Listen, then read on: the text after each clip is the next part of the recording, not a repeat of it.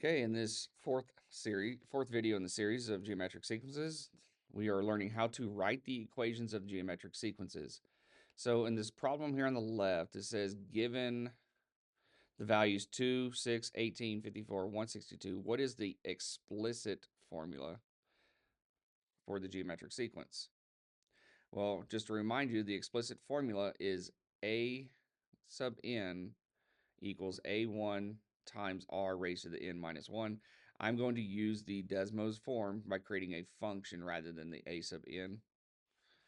So what I do is here we can say that a of n, like I said, Desmos form, so function form, a of n is equal to the very first term, so a1 is 2. And then as I look at this list, I can see that as I go from 2 to 6, that's multiplying by 3. And then from 6 to 18, it's multiplying by 3. So the common ratio is 3. So R is 3. So we're going to multiply 2 by 3 raised to the n minus 1. Okay, given the values 512, 128, 32, 8, and 2. What is the recursive formula for the geometric sequence? So this time we want recursive formula, not the explicit.